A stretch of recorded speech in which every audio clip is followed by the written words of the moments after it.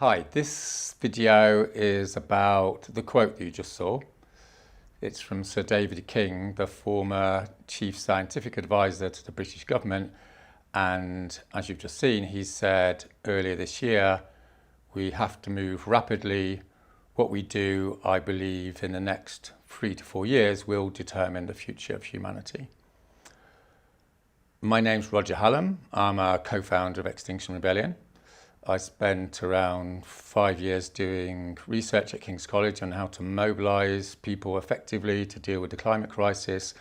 And more importantly, I've spent most of my life trying to work out how to get people on the go, to do action, mobilisation and what have you. And that's what I do. Okay, so this video is a little bit of an update, I suppose, on the state of play coming out of COVID. And I'm going to be reporting on a few developments around the world that I think are pointing to how we're going to find our way out of the crisis. It's going to take a little while, so dare I say it. So you might want to watch it in 2 parts, or go and have a drink, or ring your mates up, whatever you want to do. But trying to deal with the climate crisis, if you're not already aware, is a massive, indescribably difficult challenge, but what I'm going to argue in this video is it's entirely possible. You might want to take some notes. I'm going to be going through a few practicalities. There's going to be an email at the end, so you can email if you've got queries or if you want to network with other people. It's not an abstract thing. Watching videos isn't going to save the world, dare I say it. You're going to have to do something afterwards. Okay, so it's sort of a bit of a sequel as well to a video I did maybe about a year ago called Pivoting to the Endgame. So in that video, I was basically arguing that human psychology is such that it's really, really difficult, as you're probably aware, to actually get people to take action and to take the right sort of action. And a few people said to me, oh, that's a bit depressing, Roger. So this video is going to be a lot more optimistic, let's say, because it's going to be talking about what are the actual mechanisms that will bring about this prophetic upsurge of civil resistance and what have you that I'm going to talk about. So in case you've just watched this video out of nowhere, I should sort of clarify that what I'm going to be talking about is creating the political will. So if you read all these articles on climate change, they usually have this framework, don't they? They go, the world's fucked, and we need to do X, Y, and Z to, we need to do this policy and this bit of geoengineering and reduce carbon emissions. And then they go, and in order to do this, we need the political will, whatever that's supposed to mean. Anyway, so I'm going to be looking at what that actually means. I'm going to be opening it up. So if you're interested in, whether you're going to do this sort of measure or that sort of measure, that's not my patch. My patch is to get societies in a place where they're actually prepared to actually look at it and concretely do what's objectively necessary, as it were, to reduce carbon emissions and save future generations.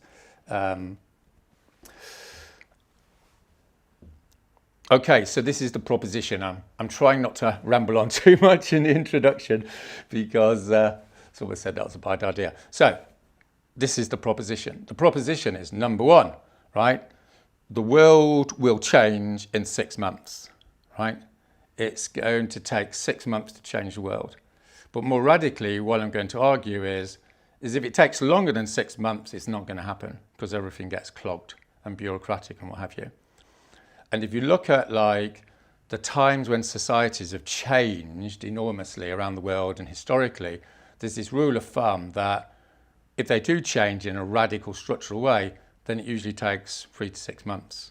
And again, if it takes longer than that, it's probably not going to happen. Hence, stopping climate change, the climate crisis in 6 months. Okay, so,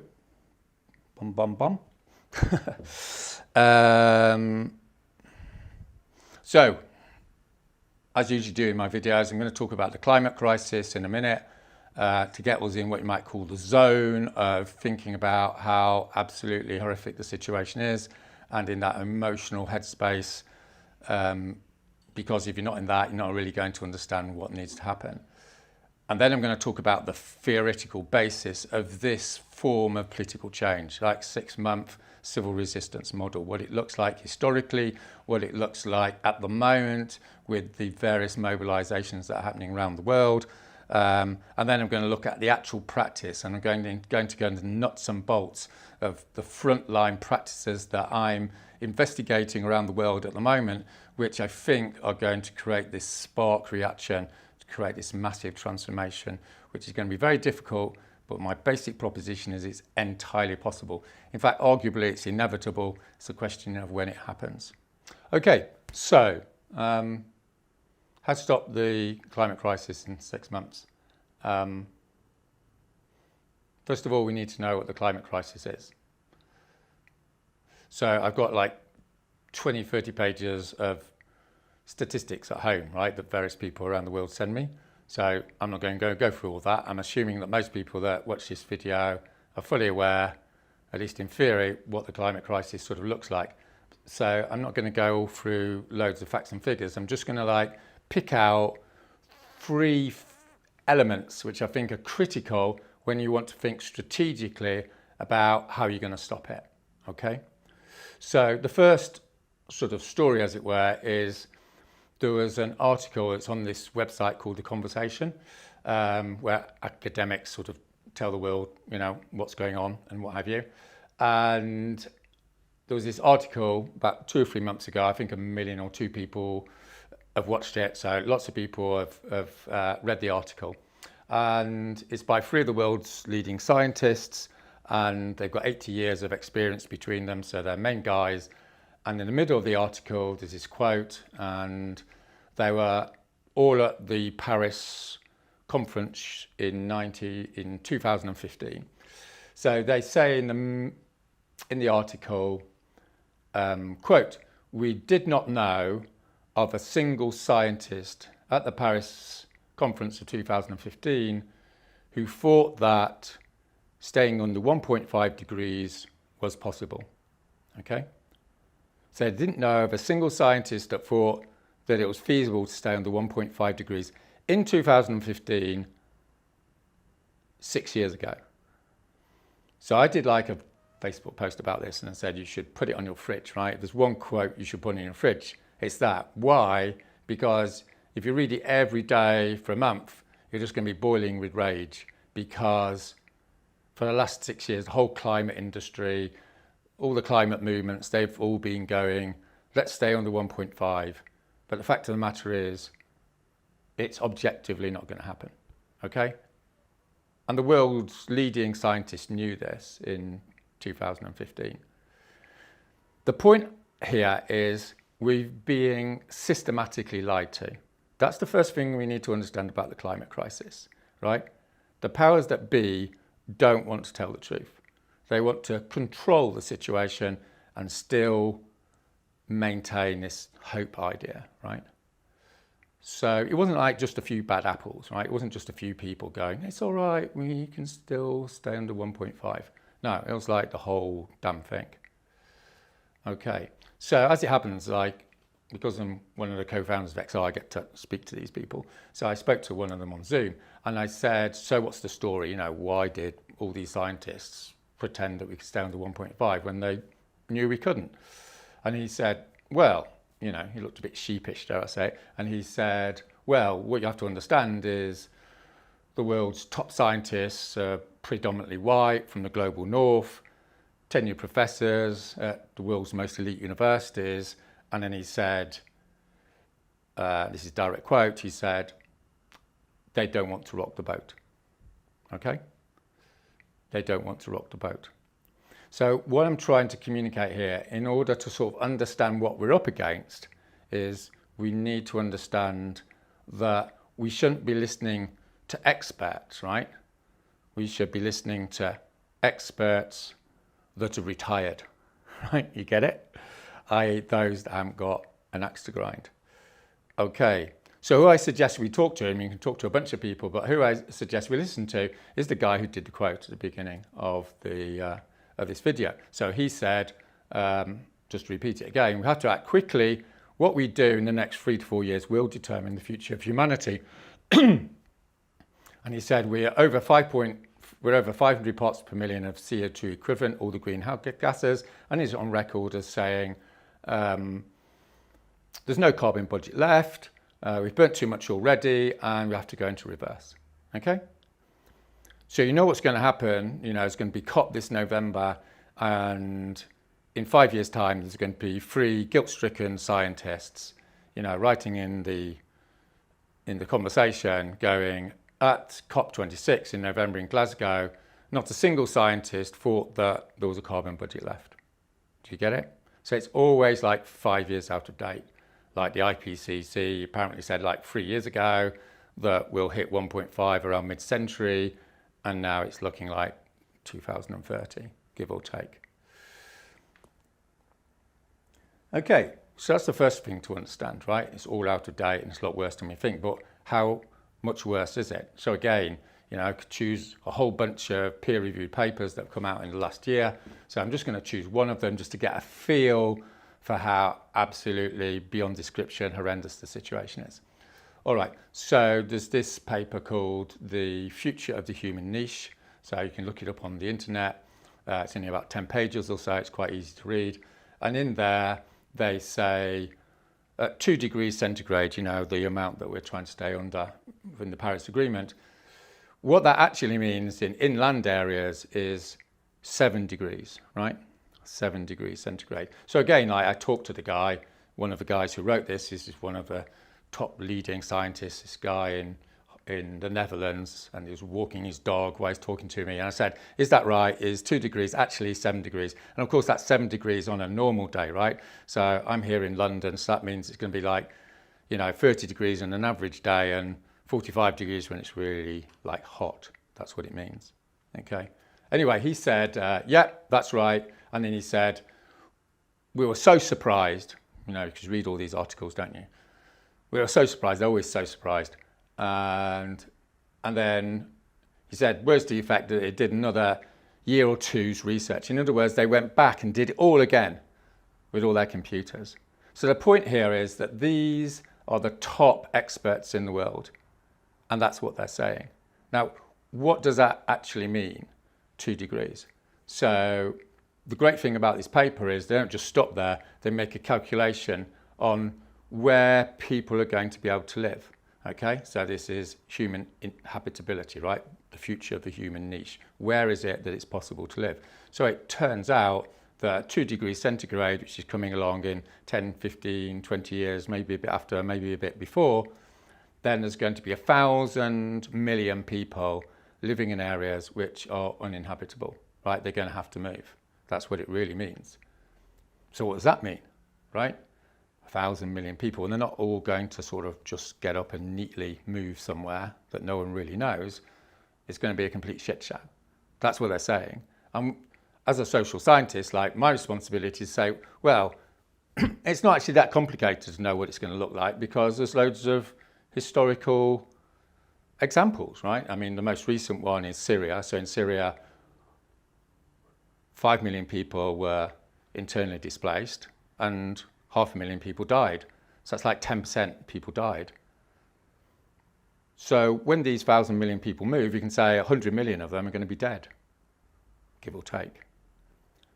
And we know what like social collapse looks like because this is what it is. Social collapse looks like the Congo, right? So Congo is probably the best example of social collapse in the last, 40, 50 years since the Second World War. It's actually the biggest conflict in terms of slaughter of human beings. Like in the early 2000s, 5 million people were killed by warlordism and all the rest of it. And 2 million women were raped. So it's my responsibility to sort of lay that out, right? Because that's what the truth is, right? It's slaughter, starvation, rape, death for thousands of millions of people. At 3 degrees centigrade, they're saying it's going to be 2 billion, right? 2,000 million people. And that's before we factor in all the forest fires and, the deltas getting swamped with water and all the rest of it. All right. So I'm going to tell you the really bad news, which has to be at the center of our understanding of what we have to do at this point in history. Okay, so we've established two things. Number one, what we're being told is a systematic lie. It's so much worse than we think. Number two, so much worse than we think is beyond appalling. We're talking about global economic and social collapse in the next 10 to 20 years. That's what the climate crisis means. That's what we're up front. That's what we have to deal with, right? But that's not the worst thing. The worst thing is what Sir David King is saying, right? This is why I put the quote at the beginning of this video. We have 3 to 4 years to sort this out. We have 3 to 4 years to stop the climate crisis, okay? So David King is not like just an average guy, right, down the pub making this up. He's like the top 3 or 4, 5, 6 scientists in the United Kingdom, okay? And that's what he's saying. You have to take that seriously. And the reason he's saying that is well known, in the scientific community. The reason is because there's all these feedbacks, right? The Arctic is going to melt by 2030, 2035 in the summer, right? There's several peer-reviewed papers that support it. Go and look them up. The Greenland ice sheet is going to melt. It's past its tipping point. 7 meters of sea level rise are locked in. The currents around Greenland, they may collapse in the next 2 or 3 decades. The Amazon is going to die back at 20%, 25%, according to peer-reviewed papers. It's 17% cut down at the moment. So we're looking at 3 to 4 years before we get to the tipping point. Then we've got West Antarctica, these massive glaciers. No one quite knows whether we've hit the tipping point, but guess what? It's not going to be long. In other words, once this has happened, we're done, right? We're done. We're not able to come back. You can't go to the Arctic in 10 years and go, oh, sorry, I didn't realise, right? No one's going to be able to refreeze the Arctic when it's melted. No one, right? No one's going to be able to bring back the Amazon. You can't stop the world's greatest glaciers from sliding into the sea. So this is like nothing else in the history of humanity, right? For the last 10,000 years, every time there's a social conflict, it's not everything forever. We've never experienced that before. So for instance, I'm sure many people watching this video, 200 years ago, you'd be involved in, if you're in the UK, you'd be fighting against slavery, right? So you'd be going to meetings. And it took about 50 years to get rid of slavery in the UK. It was a long, long, long campaign, right? And everyone agreed it was obscene and outrageous and disgusting. But everyone also knew that if you didn't sort out slavery this year, right, it'd be outrageous and disgusting next year, but it wouldn't be 10 times as bad as this year. And in 3 years' time, it wouldn't be 100 times as bad. That's the situation with the climate crisis. You're either going to stop it or you're going to lose it. And that's the end of humanity. And the end of humanity, by the way, is one of those nice little euphemisms, right? We're talking about the rape, slaughter and starvation of billions of people. That's what they mean. So it's the same like with Hitler, right? My grandparents' generation, they thought Hitler was beyond evil. You had to go to war with him. You removed him. But at least you knew when you had defeated Hitler, things broadly went back to normal, right? That's not the climate crisis. If you don't stop it in 4 years, that's it. You're done for the next 100,000. That's what Sir David King's saying. That's what is the reality. So it's a little bit like this, okay? So, everyone sort of knows this story. There's a little kid in the park and he kicks the ball and it goes down the hill, right? Everyone knows that. Everyone knows there's only 2 ends to the story, which is the kid runs after the ball, right? And he either catches the ball and stops the ball, or he doesn't and it rolls down the hill. There's no half catch the ball, right? It's either you catch it or you don't. That's the climate crisis. That's what Sir David King is saying. So here you are, you see. Here's the hill. And, your kid can run pretty fast, right? Gets to point 1, he's not going to catch the ball. It's just the way it is. But he can run pretty fast and it gets to point 2. But it doesn't matter because point 2 is the same as point 1. He's not going to catch the ball because it's binary. If you're going to catch the ball, you have to be at point 3. That's what it means to be in a climate emergency, right? In a what the emergency means is you're either going to catch it or you're not. You know, your kids in the building's on fire. You're either going to save them or you're not. They're either going to live or they're going to die. That's what an emergency means. So everything in the next hour or so that I'm going to talk about is all centered around that. How are we going to get to that point? Okay, so the climate crisis. You're being lied to. It's so much worse than we think it is. And we've got 3 or 4 years. I mean, maybe we've got a few more. Maybe we've got a few less. Right? Everything we think about from now on has to be centered around that. Right? When we're thinking strategically, we need to know what we're dealing with. And that's what we're dealing with. Right? So that's like beyond bad. But what I want to focus on in the rest of the video is the good news. That's sort of good news.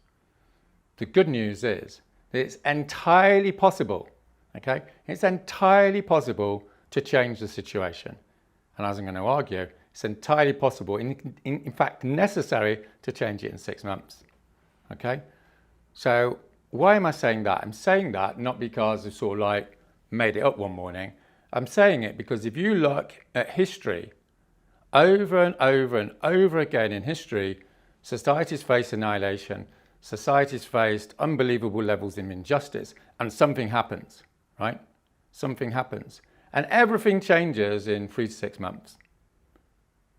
And that's interesting. So it's like it's not that it's never happened. In fact, it's happened loads of times. So really the challenge is to look at what happens in those episodes. And if we're going to be intelligent about it, what we want to look at is what are the common features? Because as it happens, all those episodes have similarities.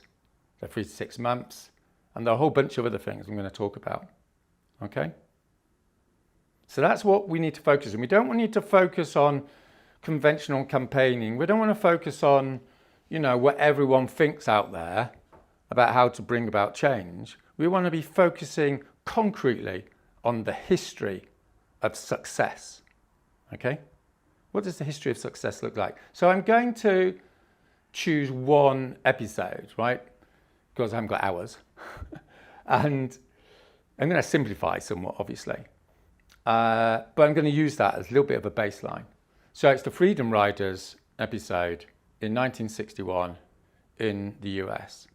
So as some of you may know, with the civil rights movement, broadly speaking, there was this amazing episode in 1958, right, the Montgomery bus boycotts, and 20,000 black people decided they weren't going to be humiliated and be segregated on the buses, and they boycotted the buses, and it was amazingly successful, and it came out of nowhere, and it made Martin Luther King's name, and everyone was going, oh my God, after decades of outrageous racism and all the rest of it, it was like something concrete had happened. It was a success, right? And everyone thought, oh, wow, this is it. We're going to be going for it. So after Montgomery, what happened? Well, nothing happened, right? Broadly speaking, nothing happened. Like there were big conflicts about organization and, you know, strategy and different all this sort of stuff. And this often happens in the history of political change. It's really difficult to replicate things that just come out of nowhere. But by 1961, 3 years later, people were getting really pissed off. Unsurprisingly, particularly younger people, because they're going, we're not going to have another half century of this, right? Jim Crow and all this stuff.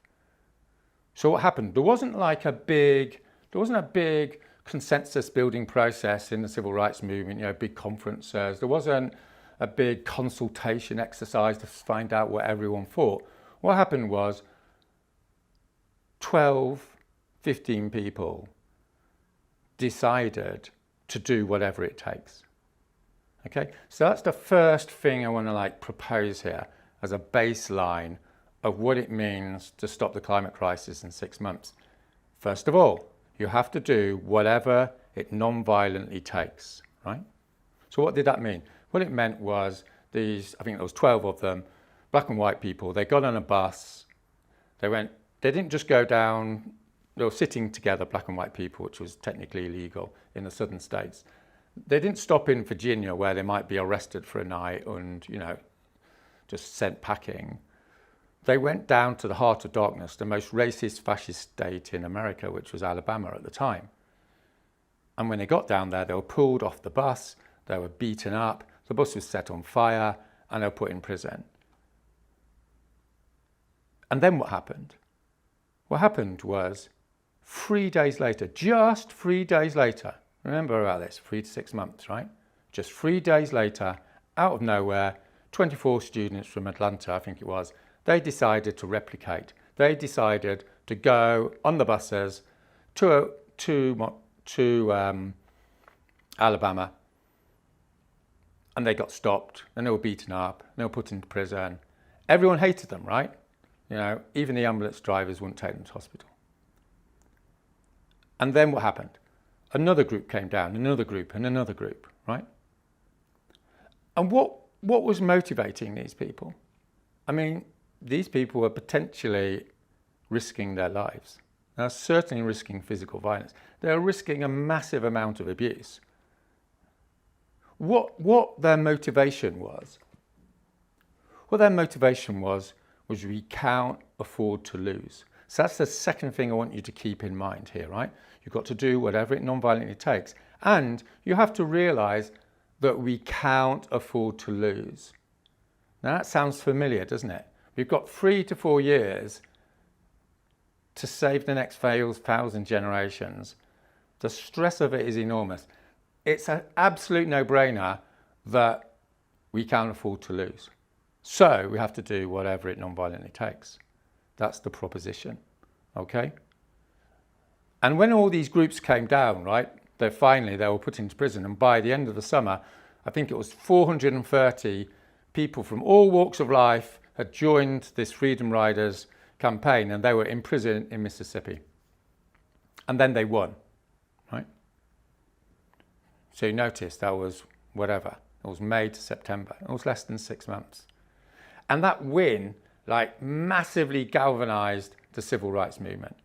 The sacrifice, the heroism, the determination, the continuing at it, the mobilization.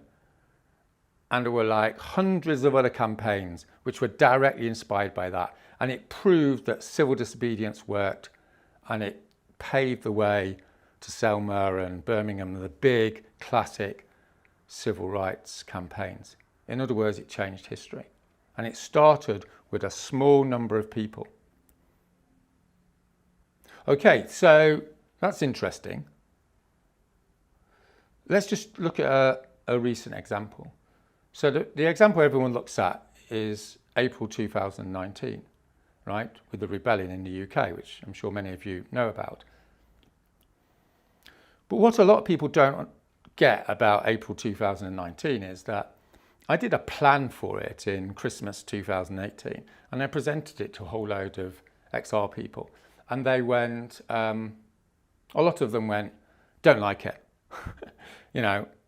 It's really bad because Brexit, everyone's going to be talking about Brexit. No one's going to know. No one cares about the climate crisis, for God's sake. You're not going to get, the proposition was to get 10,000 people into London. They said, there's no way you're going to get 10,000 people into London. And then the proposition was lots of people would engage in civil disobedience to the point of arrest. And they're going, people don't want to get arrested.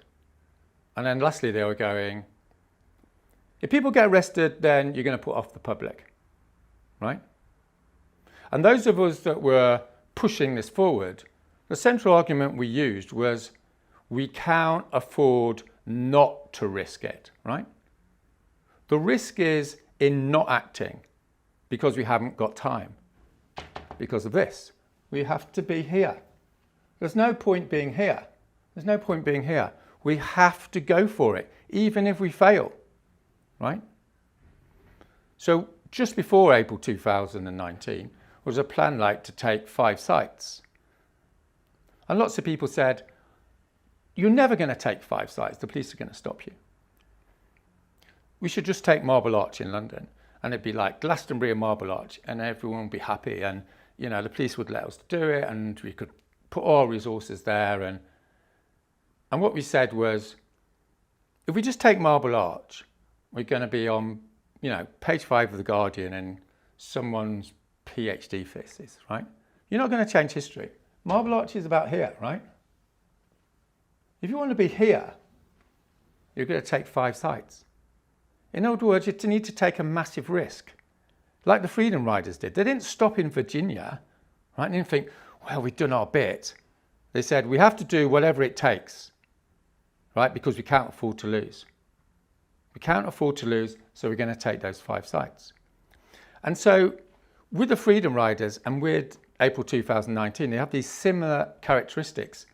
And there's different elements. And you have to bring these elements together to change history, to stop the climate crisis in 6 months. So with April 2019, right, there were different elements. We went to London, the capital city, went with 10,000 people. 1,200 people were arrested. We stayed for 10 days.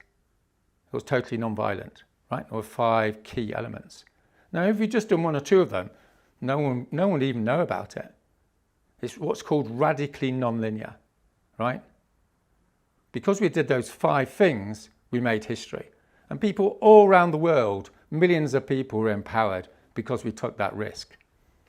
Okay, so what I'm going to do now is just spend a little bit of time talking about the theoretical basis, right? Which is a bit of a funny way of saying, like, what are the underlying ideas on how you're going to stop the climate crisis in 6 months?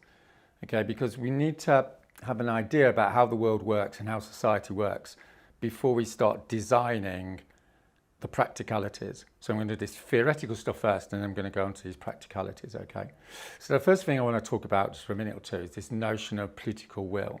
So as I said previously, earlier in this talk, when you read all the articles in the press, you have this, the world's terrible, all these things are happening, it's basically fucked. And then we want to do all these policy changes. And in the final paragraph, they go, and all we need is political will. So for me, that's really bad. I mean, it's really bad intellectually. Because first of all, what actually is political will? Are you actually going to describe it? Because if you're not actually going to say what political will is, then all you're doing is re-describing the problem. It's a bit like climate change is really bad, and so we should make it less bad. Well, obviously, right? You're just re-describing the problem. The problem is how you actually get society to move.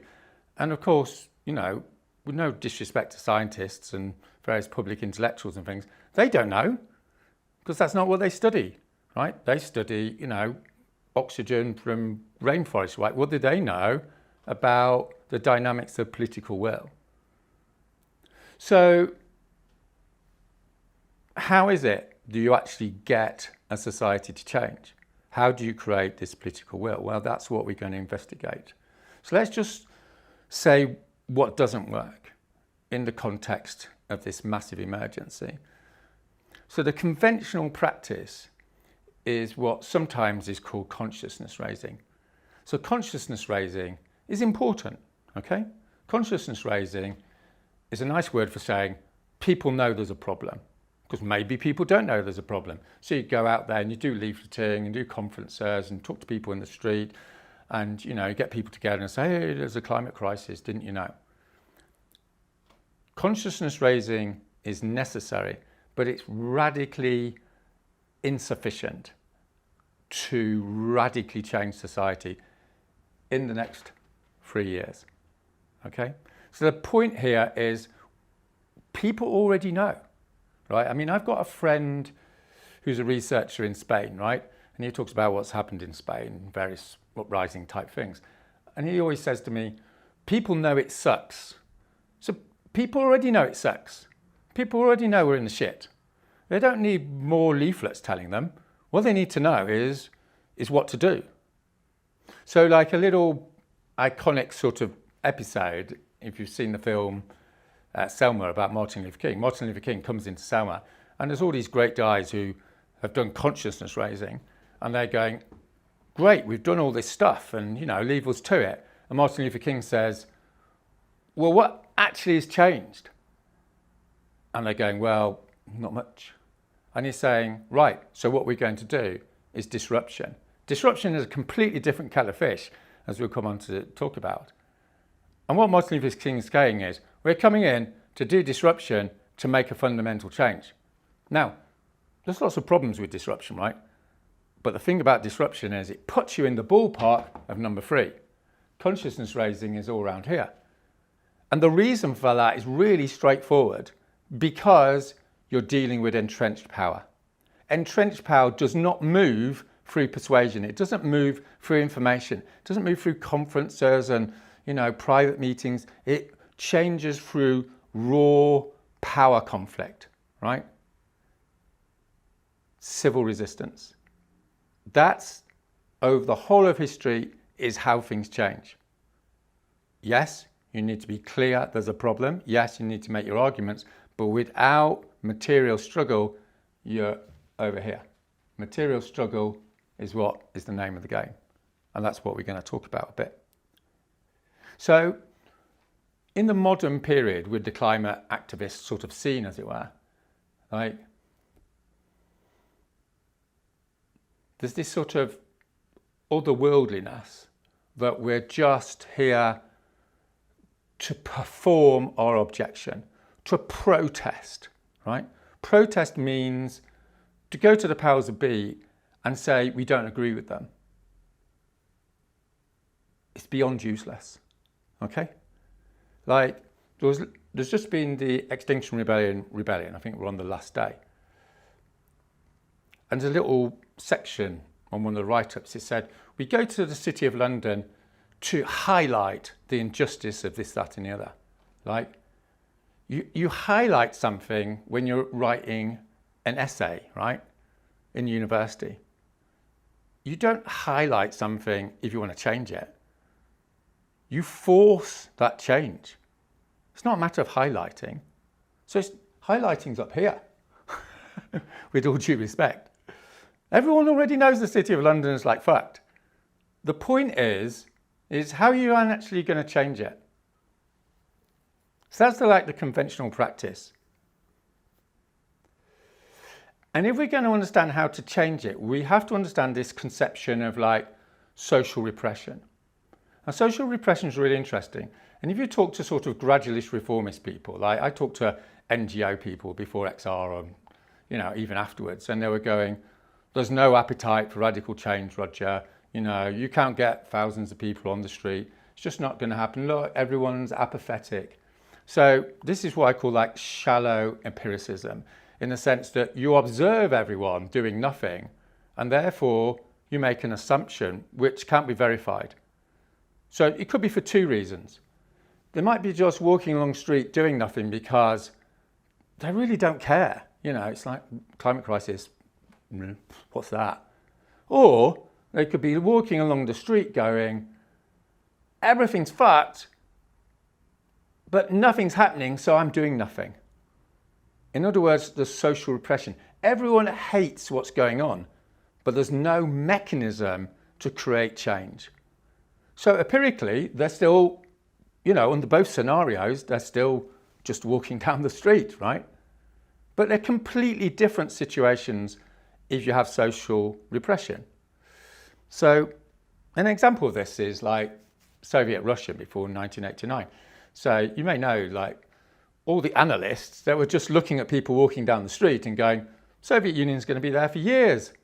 There's no, you know, the state's enormously powerful. They control the propaganda machine. You know, everyone's forced to work. No one's got any power. And then suddenly, bang, the whole thing collapses out of nowhere. And everyone's going, how did it happen? Well, they should have looked a little bit closer, because if you looked under the surface, people are they completely lost faith in the system. So that sort of sounds familiar, doesn't it? Because across the Western world, which is what I'm primarily talking about in this video, millions of people, the majority of people have lost a sort of deep faith in the system. And that's getting even more sort of antagonized by the realization we're going to hell and their children are potentially going to their deaths. That's creating this massive social repression. In other words, you get social repression when society is living a massive lie. Okay? And this society is living this massive lie that all of that out there is fine and it's going to carry on and we can have economic growth, but it's all bollocks, right? Because this is thing called physics. So that's really interesting. And we need to think about that when we're designing how we're going to stop the climate crisis in 6 months. Okay, so we've got social repression. We know what that looks like. So the second key idea is non-linearity. What that means is everything's trundling along and suddenly it goes, everything hits off, okay?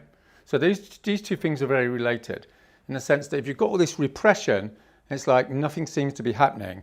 Everyone's really mad, everyone's depressed, everyone's in despair, but nothing's happening, so nothing's happening. And then suddenly something happens. So how does that happen? So I've got one or two little analogies here. So one analogy is like second visual aid. Okay, so here's a prison, right? Here's the prison. There's the wall. Everyone's in the prison. Right? Observationally, they're just all walking around doing their ordinary life, right?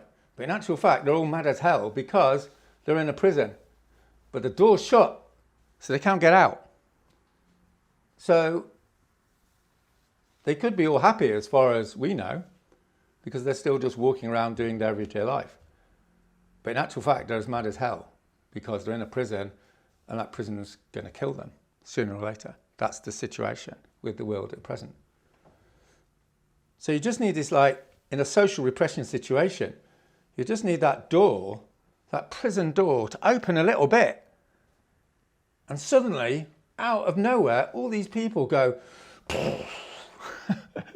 out of the door. They're pushing through that with all their life force, right? So this is like the Soviet Union, like nothing's happening. Suddenly it collapses. Everyone doesn't want it anymore. They want to be free. Or suddenly, like, you know, all these people in the world, they're in this death project of global capitalism and all the rest of it. It's getting worse and worse and worse. And suddenly there's a little bit of a contestation. There's a bit of conflict. There's something we're going to talk about in a minute. What is this? You see what I mean? It's like, it's our last chance. Let's escape. This is the escape route. That's non-linearity, right? That's social repression, non-linearity. Everyone's going for it. Okay, so I'm going to do another sort of example of non-linearity and social repression because I think it's enormously important that people understand how this works, right? Because it's very empowering to realize that when things get really bad, they're actually about to get a lot better. I mean, there's no guarantees, okay? But it often happens.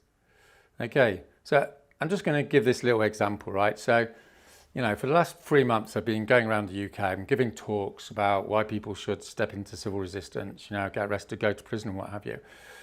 And if you're aware of the climate movement in the UK, you know, you go out and do a talk, the age range is, you know, maybe 70% of people in the room are 40, 50 and above, okay? So it's mainly older people. And there's a certain amount of social repression there. And you do the talk and they go, oh my God, I've got to act, and they sign up, right? And let's say, for the sake of argument, well, I know what the stats are, you know, you go and talk to 20 people, you'll get 3 or 4 people to sign up to engage in civil disobedience to the point of arrest or prison, let's say. So, you know, there's repression, there's the release of the talk, a bit like what I've done in this talk. Oh my God, and yes, I'm prepared to act. So the repression is released, a little bit like a small jail, right? They're all running out of that jail. They can see a pathway to escape, okay? And of course, people say to me, well, Roger, the main people that are going to get arrested and go to prison for civil disobedience are obviously going to be the older people because, you know, they've got more time and blah, blah, blah, and whatever it is. And then they say, yeah, young people aren't going to do that because they're not involved in doing that sort of thing. They don't want to do it. Look at the empirics. It's a bit like the people walking down the street. There's loads of young people out there and they're not doing anything. And therefore, that's because they don't want to, right? Well, that's an assumption. What we know for certain is they're not doing anything, but we don't know why, right? So my proposition is the reason why young people, their mobilization levels are pretty miserable is because they're even more socially repressed. They're even more mad as hell. They're even more depressed and in despair. They're even more thinking, it's useless, I can't get out of this prison. You know, I've got another 70 years to live and it's going to be hell. So then you go and do the talk to them. So I did this. So I've got a little bit of empirics for you. So I went to talk to usually it's 1 or 2 young people in a talk, but I went to talk to 8 young people. And I did the talk and said, it's really terrible and here's a pathway to concrete political change. And then you have a go around at the end and one of them just goes, fuck it, I'm going to do it. And it's like a trigger point, right? It's a little bit like that person suddenly seen there's a little chink in the door of the prison and he's saying, I'm going for that. And then suddenly, like the whole group of young people, all 8 of them, sign up, right? So it's a bit like the greater the repression, the bigger the release, right? The bigger the non-linear explosion of anger and frustration and the desire to actually do whatever it takes, right? Like the freedom riders, we can't afford to lose. That's it. We've got an escape route. So that's 8 out of 8, right? So usually with the older people, you get like 20 people and you'll get, say, 4. With this group of young people, I got more people signing up than ever from 30 different talks. And they're all young people. But young people aren't supposed to mobilize. Well, maybe not, right? You can see how this analysis works. So the more gruesome sort of analogy is with, in a death camp. You're going to have to, this is like the classical dilemma that I was brought up with, with my generation. It was called Escape from Colditz. And it's like, you're in a Nazi death camp and what have you, and you're going to be killed, but it's like 6 months away. Or you can, jump out of your cell and run to the barbed wire and try and get over it. And let's say you've got a 90% chance of being shot, but you decided to go for it, right? You're going for it. Because the alternative is 6 months, you've got 100% chance of dying. Now, of course, like everyone thinks that's a little bit abstract and weird and World War II like. But Sir David King has just told us, right, that we've got 3 to 4 years until we're sent to our deaths, until this generation is sent to their deaths. That's what he's saying. And he's not going to spell that out because he's a nice euphemistic, upper-class scientist type. But that's what he's saying. So that's what's making these people, the younger people, potentially be the revolutionaries that they soon will be. Okay, so what we're saying is there's this massive social repression, and then you've just got a little thing that opens up, and then you get this explosion of non-linear revolt. Okay, this is what happens over and over again in history, and we're establishing that the more shit it is, the more repressed it is, the bigger the explosion, right? As I said, it's a bit like a relationship. Things build up and someone screams their head off, right? That's what we're looking at, okay? So if you watch my video, The Pivoting to the End Game, what I'm trying to describe in that is what more sophisticated sociologists and social science are saying is the real problem is not that the Arctic's icing, right? The Arctic's melting. It's not that the Amazon's going to disappear. The real reason why we're going to go extinct is because of the frog in the boiling pan, right? You might be familiar with this analogy. So you put the frog in the pan and you gradually heat it up. And it's like at any one point, it's not really getting that hotter, so it never jumps out of the pan. So that when it gets to boiling point, it's dead. So the proposition is all these people out there, they've just had, 6 weeks of continuously bad climate news, right? Every week there's records broken and, things are just getting worse and worse. And next year it's going to be a little bit worse. And it's like there's no actual trigger point. So the proposition is, this is the frog line, right? We're gradually descending into hell globally, and no one really wants to make the big move because it's this nice, smooth line. Okay. So that's the bad news. But the good news is that's not actually what's happening. What's happening and what will happen is that the nature of ecological collapse is not, everything gradually disappearing into crap. It's like everything's pretty bad. And then suddenly, bang, right? There's what I call an ecological 9/11. In other words, out of nowhere, like 50,000 people have died in Phoenix, Arizona because, the electricity collapsed and it was 50 degrees. Or 3 million people died in Karachi because it's 50 degrees centigrade for 2 weeks. It's like there's this tipping point and suddenly there's this massive global event. So this is structurally inevitable, right? Because we're dealing with physical processes. So you get these big, things, like 9/11, 3,000 people were killed in New York and then things went back to normal a little bit again, right? With the ecological 9/11s, of course, they're physically determined, so they're going to happen again, bang, right? So every time one of these happens, there's a potentiality of social explosion because people go, it's so bad, and then some people, that triggers outlier people to go, I'm not taking this anymore. And basically that's how revolutions start historically. There's a big crisis, what's traditionally called a fiscal crisis of the state, and there's no bread and people go hungry, and it's like bang, and then it just explodes and there's this massive change.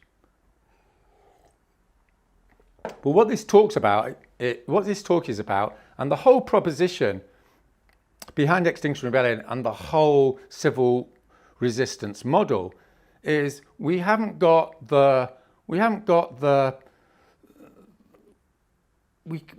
wait for society just to shake its dice. You see what I mean? For the ecological system. Because they may work or they may not, right? And if they do work, they're going to be really messy because there's no organisation, right? It's just going to be a big shit show of people on the streets and, rage and anger and violence.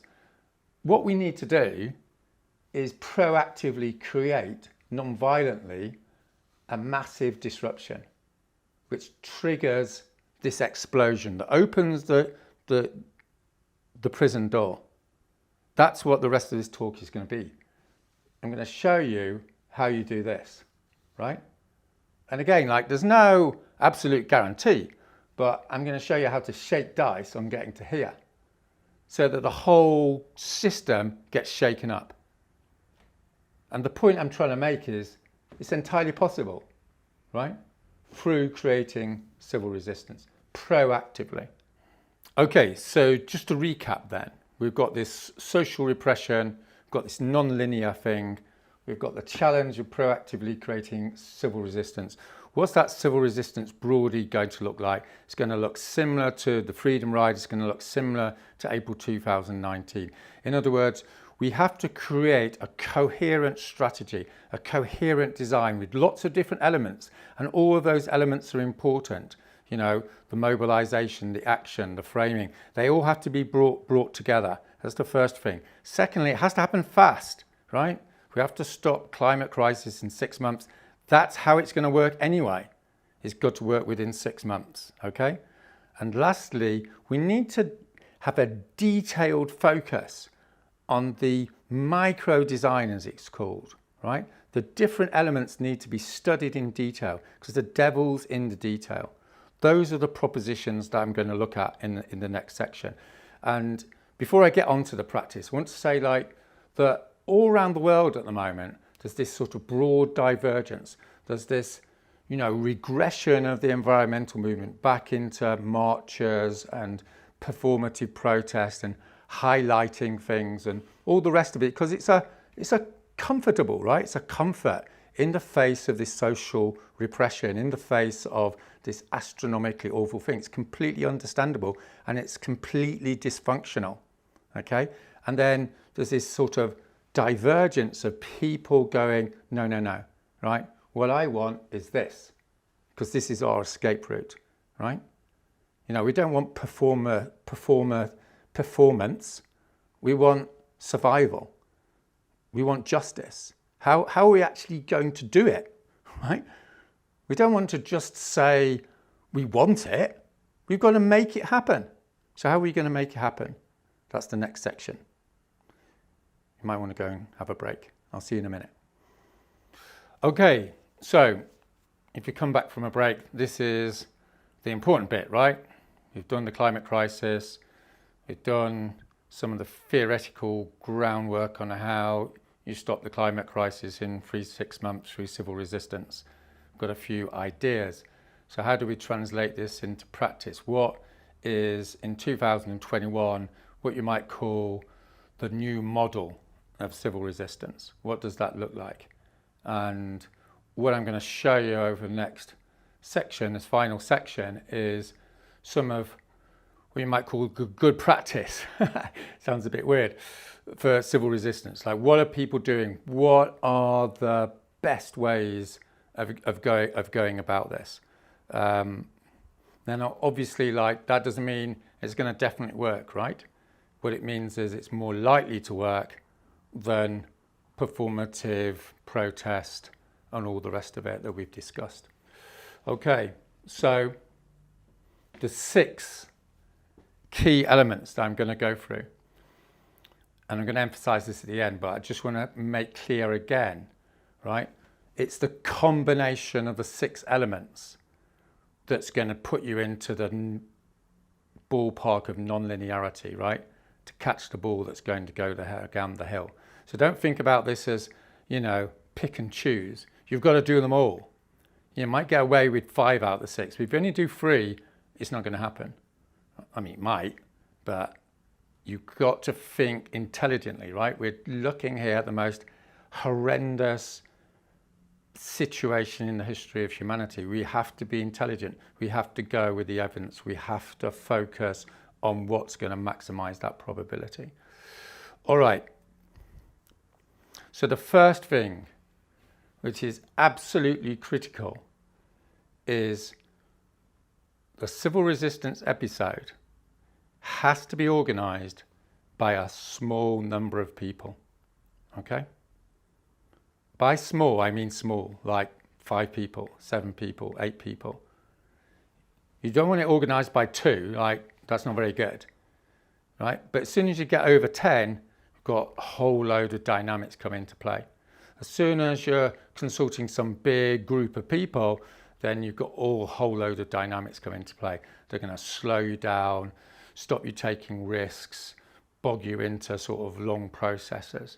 Now, my understanding of the efficiency of small and large groups is something similar to this, right? So large groups are great because, you know, it's steady as we go, you know, not too risk-taking, but not making massive mistakes either. So most of the big groups, right, you know, they're doing okay, but doing okay isn't good enough. Now, when you have a small group, the small groups can cover a whole multitude of sins. Some small groups are just massively dysfunctional, right? Because there's not many people in them and some of them are all right.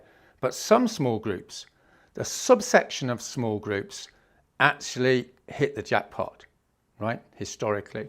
In other words, these small groups here get us in the ballpark of effective civil resistance, okay?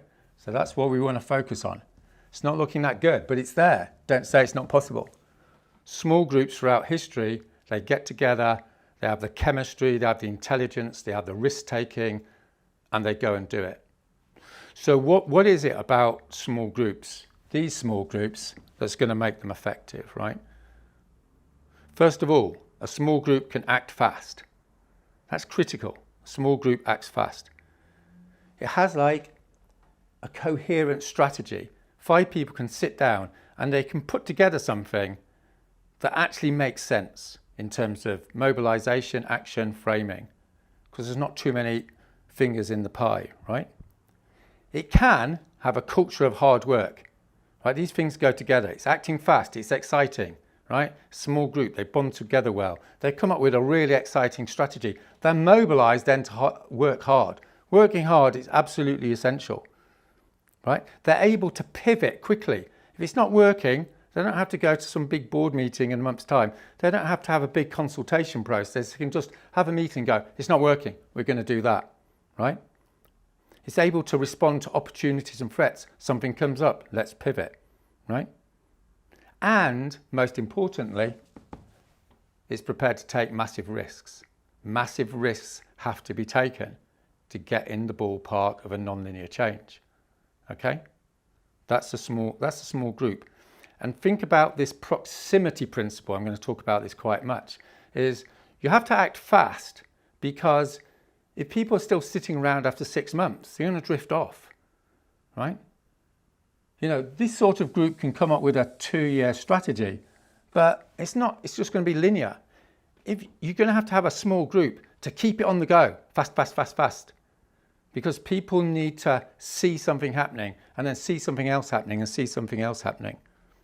In other words, like, this isn't like a political issue. It's not like, you know, a traditional left-wing analysis of a hierarchy and they're in power and all. It's about the nature of the job. For instance, like, no one has a big problem with a director, you know, directing a play, because it's complicated and you have to have a single vision and you have to have this overall control sort of thing, or a conductor that's conducting an orchestra, or an artist, or like a football coach. Like, a football coach has to bring this team together and has to have this vision and chop and change quickly. It's the way it is, right? In 99% of cases.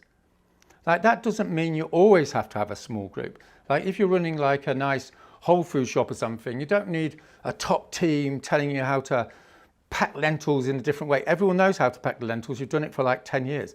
You can have a flat management.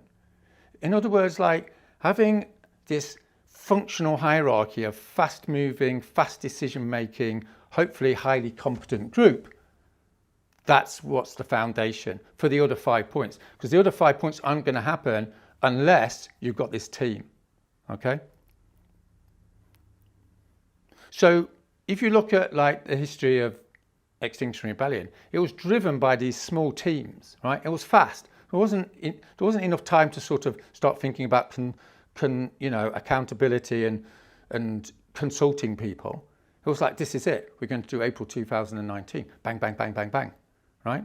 Now, interestingly enough, like, once April 2019 happened, it became bureaucratized. It was like, oh, we want to go and do Heathrow. How do you make a decision? You know, something high risk like that will put you in the ballpark of changing history again. Or how do we decide after April 2019 to take 4 weeks off and then get back in the street to finish the job? It's like suddenly there's lots of groups, you know, rightly or wrongly wanting a finger in the pie and making decisions because they're involved. You know, it might make ethical sense, but it's useless when it comes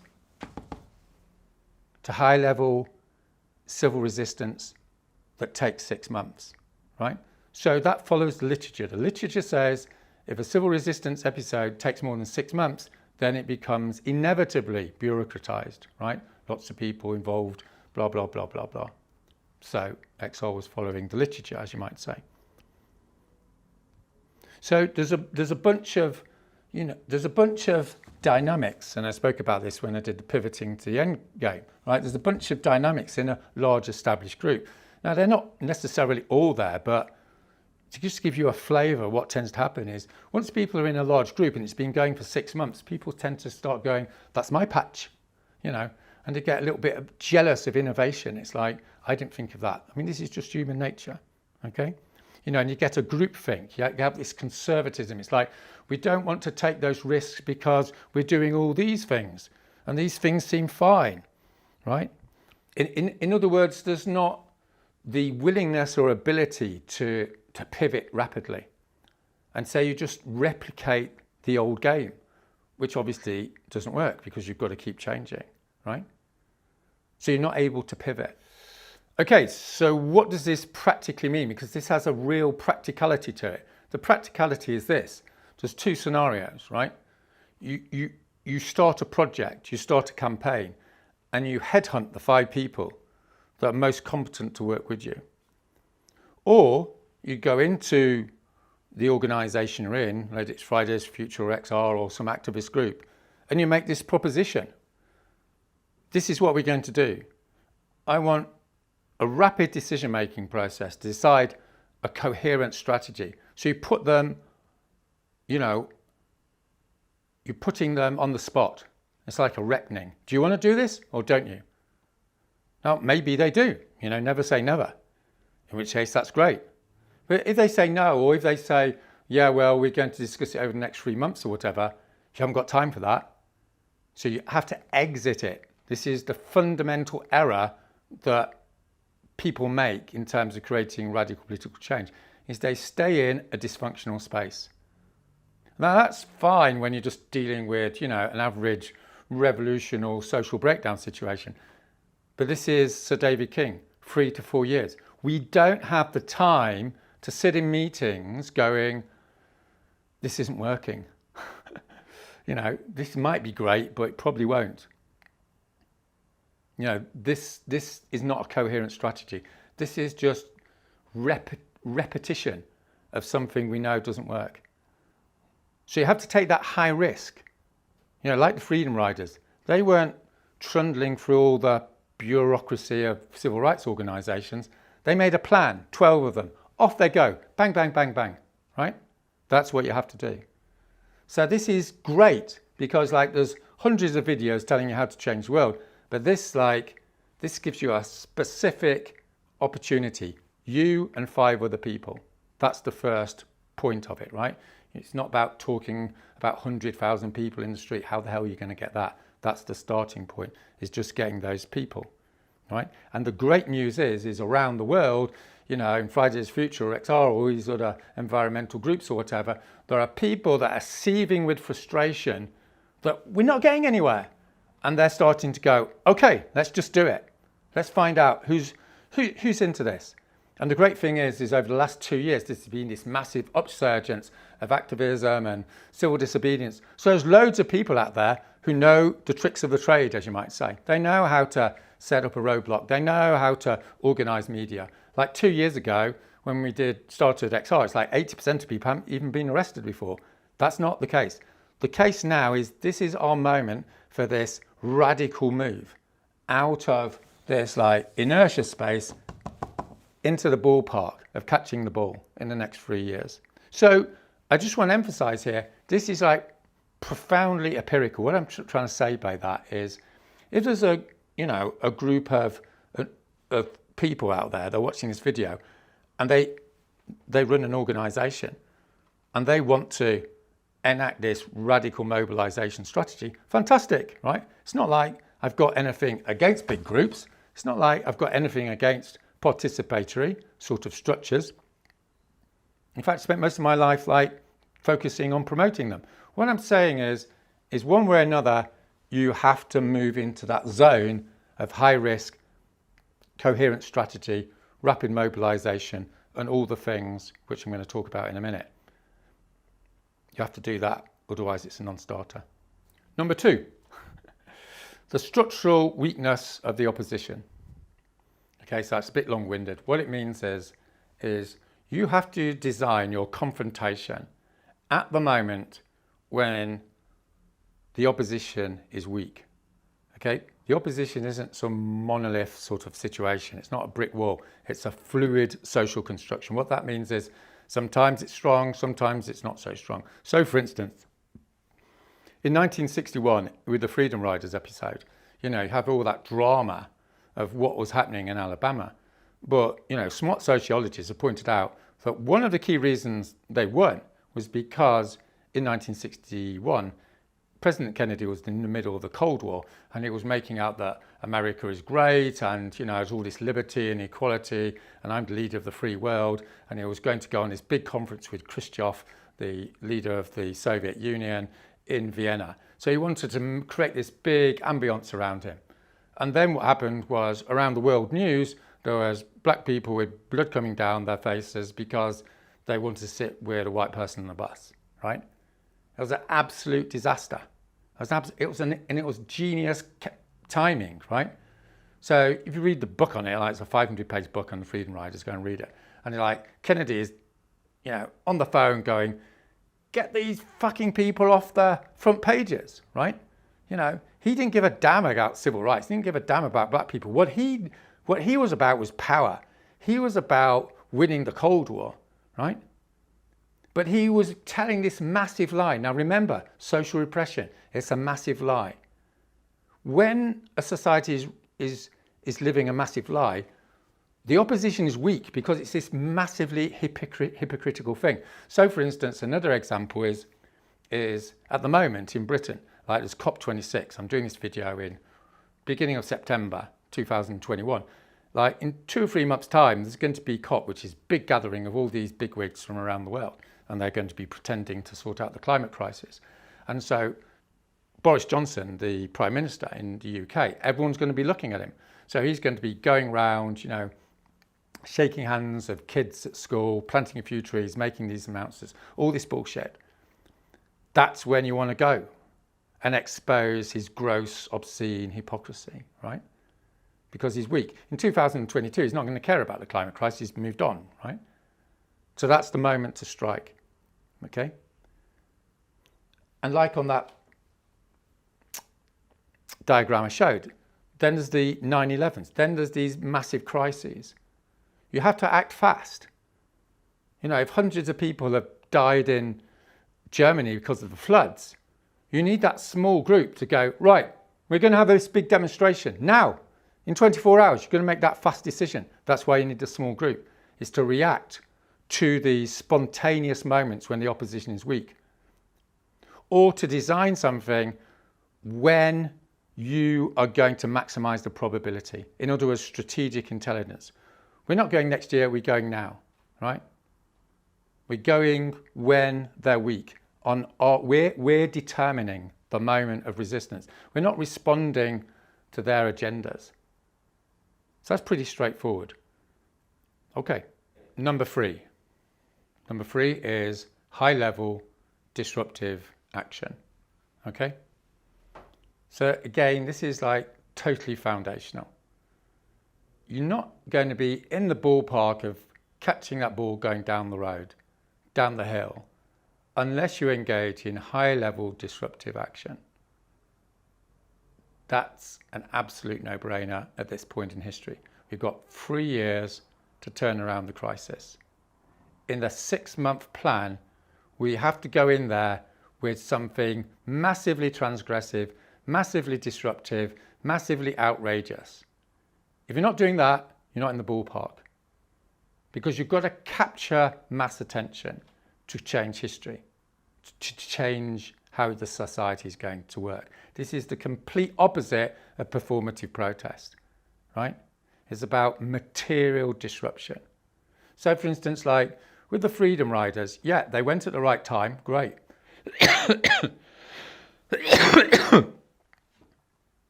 They had a small group, great. What's the main thing though? The main thing was they didn't stop in Virginia. They went down into the heart of darkness where they were going to be beaten up, they were going to be thrown into jail, where the ambulance wouldn't even pick them up. Why? Because they wanted to engage in a massive disruptive exposure of the implicit violence of the racist system. If we're going to challenge the absolute obscenity of the plan to destroy the next generation, we have to go in with something that's outrageously disruptive to say to the general public, to say to the government, this is outrageous and we're not standing for it. And we're doing whatever it non-violently takes to push that into your face. That's how history changes. So it means blocking motorways or blocking ports, right? Blocking the centre of cities. It means unlimited hunger strikes. It's classical non-violence, right? People get hurt. Sometimes people get killed. That's what it is at this stage in history. right? And I'm not saying that because I'm being macho or radical or whatever, right? I'm saying it because nothing else is going to create effective civil resistance.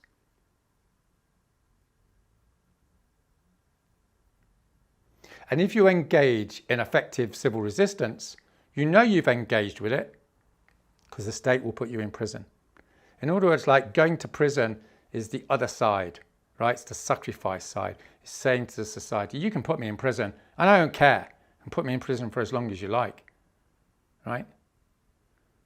So all classical nonviolence from Gandhi through to Martin Luther King, through to Extinction Rebellion, this is the central proposition, is you disrupt and you're open and you get put into prison, you're arrested and all the rest of it, and you're not fearful.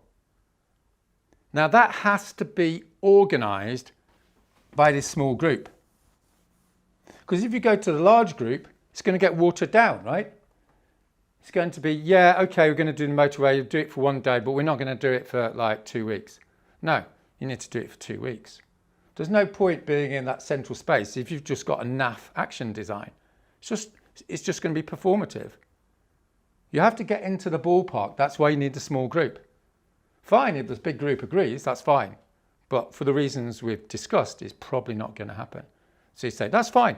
We're going to have like our pop-up campaign and we're going to go off and do this. We're going to go on hunger strike. We're not going on hunger strike for 10 days, going on hunger strike for 30 days, 40 days, whatever it is, right? We're not going to disrupt the schools to talk to students about what's happening to them, like, you know, for 3 days. We're going to do it for 2 months, right? So it's disruption and it's the time that it takes.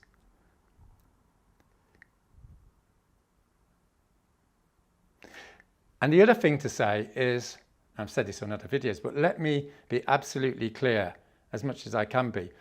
Once a social movement, right, starts creating traction, like it goes through a honeymoon period. Everyone, you know, the public generally go, oh, isn't that great? You know, Extinction Rebellion, they've raised the issue, that's lovely.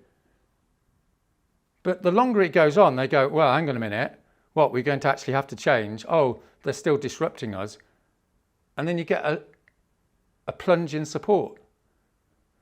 And then people go, oh, we might not have to do civil disobedience anymore because it disrupts the public. Or you get like a reaction, like in 1958, you know, it was a massive success in the civil rights movement. But then loads of people were joining the Ku Klux Klan. And there was a big debate saying, if we do civil disobedience, then we're just going to provoke the right. We're going to make Priti Patel, you know, bring in this legislation. We can't do this, you know, because it's not going to work. No, right? The whole point of doing civil disobedience is to become unpopular because you're trying to tell the public and the government that what's going on is fucking outrageous. That's what you're saying. Of course they're not going to like you. You know, in 1961, Martin Luther King was the most unpopular man in America, for God's sake, right? Of course he was, because he was like disrupting generations of complacent, white, you know, implicit racism. What we're challenging is millions of people going around their carbon lives going, I don't really care. Well, they're going to have to care because it's outrageously unjust. And if they don't like that, then so be it, right? You know, no one liked the suffragettes, did they? You know, when they closed down the horse races and what have you, everyone's going, we don't want to have to think about women's rights. Of course they didn't. It was unpleasant. The suffragettes were going, tough. You're going to have to think about it because what's going on is absolutely outrageous, right? Why can't women vote? That's the tradition we're in. We have to have a clear strategic understanding that you push through. You push and you push and you push and you push through until you get to a victory.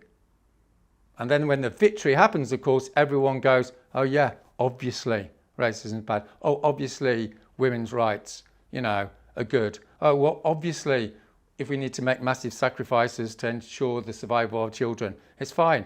You know, by 1968, everyone loves Martin Luther King. You have Martin Luther King down, all the rest of it, right? But in the thick of battle, everyone hates you. That's just the way it is, right? You know, it's what Gandhi calls the fight stage. You know, they ignore you, they laugh at you, and then they fight you, and then you win. That's it. So that's like absolutely crucial. And there's only these small number of people who are going to get it, because these people are just wanting a quiet life, right? They just want to turn up, do something twice a year and tick the box and say, we've had a great protest.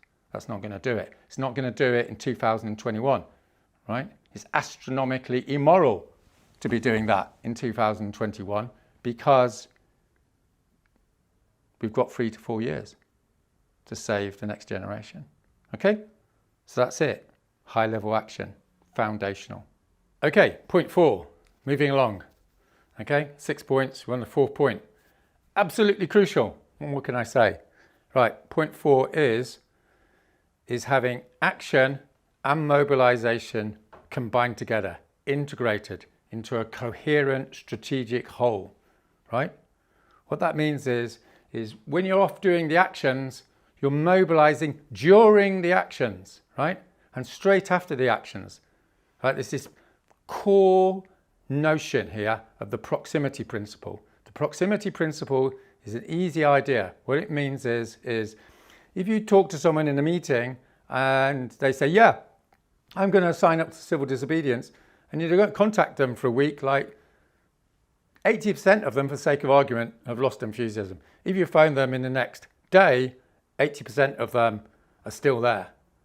In other words, like everything has to be fast and furious, right? Everything is moving along because there's this emotion, right? Mobilization, civil resistance is driven by emotion.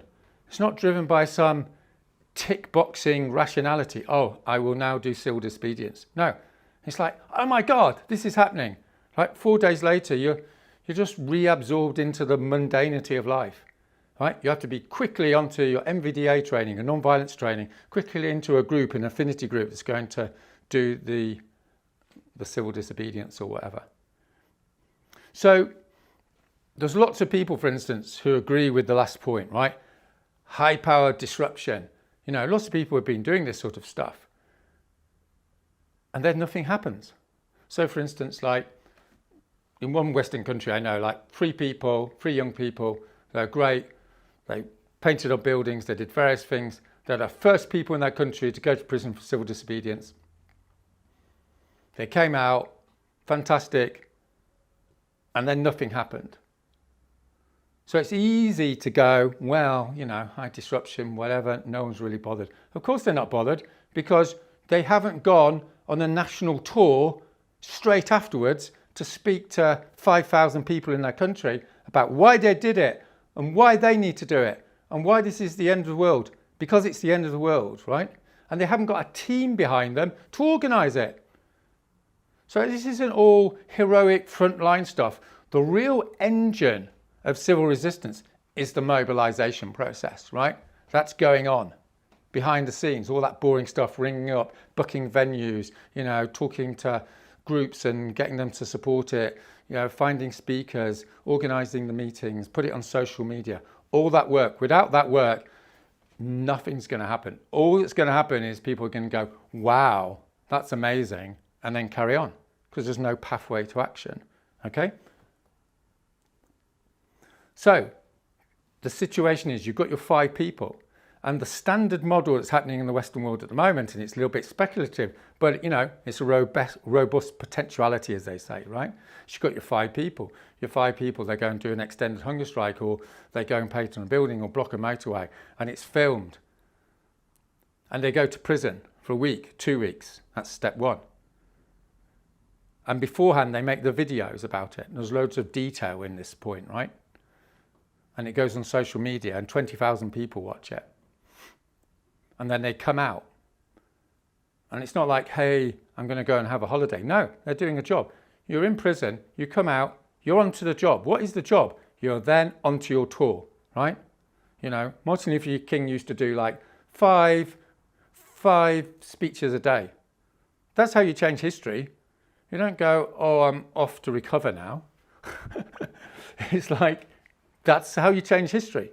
You know, you have 2 days off and then you're out around the country doing a tour, talking to people, okay? And people go, oh my God, this person's gone to prison. Here's a pathway to actual action. I'll do it as well. And they sign up. So you go again, right? 8 weeks later. Note the time. Not like 4 months later, not in 2 weeks, right? You go, once you've got those 50 people. The 50 people go to prison. If 50 people go to prison in this country, right, newspaper people have said it'll be on the front page. And it's major, right? This isn't a fetishization of prison, by the way, right? This is causing disruption, putting the authorities in a dilemma, and they go, okay, we're going to take this disruption and give them loads of publicity, or we put them in prison and we give them lots of publicity. It's a win-win. Non-violence, properly designed, is always a win-win. So those 50 people go into prison, and you know what happens next, right? This is non-linearity. They're out, proactively designed civil resistance. This is the heart of this video's proposition, right? You've got your 5 people, you've got your 50 people. The 50 people go to prison. They come out. They all do 20 meetings each in 4 weeks. That produces your massive takeoff, right? Your moment where you're going to get 1,000 people prepared to block the motorways, block the infrastructure, whatever it is, and they're prepared to go to prison. So here's a variation on how it's worked, right? This is the most important information in the Western world at this moment in history. Dare I say it? Because it shows the nature of social repression, right? The social repression is a hypothesis. We don't know. I mean, people are walking along the road. They could not care, or they could be shitting themselves. We have some sort of evidence because in the UK, 55% of people are very concerned about the climate. So if you do a normal distribution analysis, you know that maybe 5% of those people are shitting themselves and having sleepless nights, right? So there's people out there, and this is the evidence, right? If you go and deliver leaflets in the UK, broadly speaking, and arguably anywhere in a Western city, you deliver 5,000 leaflets. You have to get the micro design right? The leaflets have to be in your face. The leaflet we delivered said, are you shitting yourself about what the climate crisis is going to do to those you love, right? It's not like, you know, London climate change campaign invites you to a talk by Professor blah, blah, blah. No one's bothered about that. What people are bothered about is a leaflet that says, all hell's breaking loose. We know, you know, come and talk about it. Because most of the people that are going to get it aren't bothered, right? Well, they're so repressed, they're not going to respond.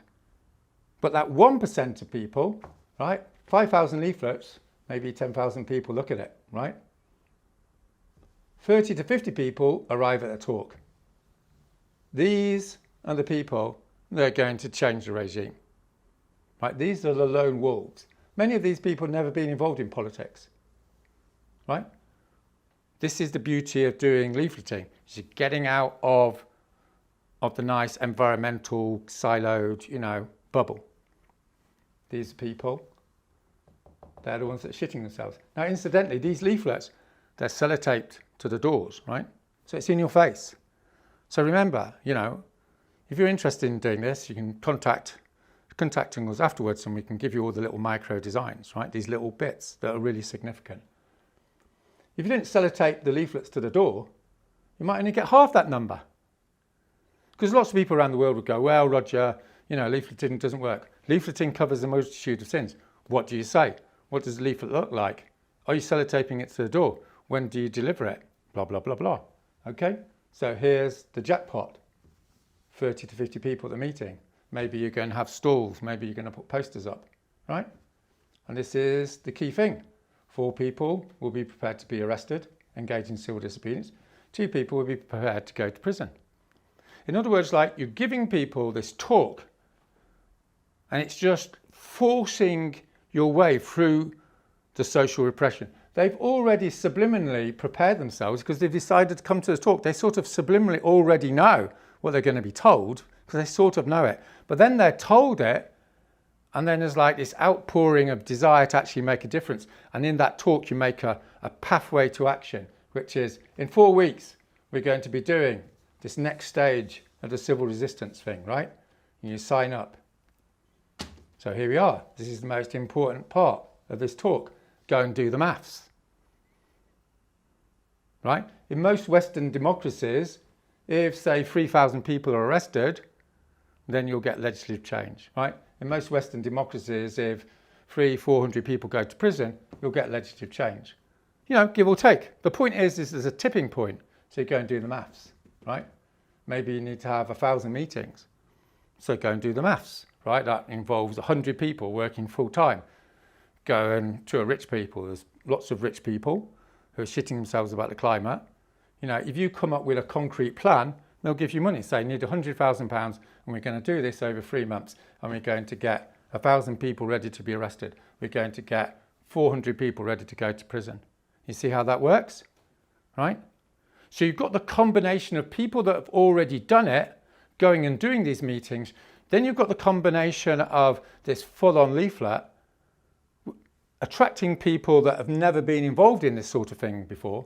And the paradox, incidentally, is if they haven't been involved in it, they're a lot fresher.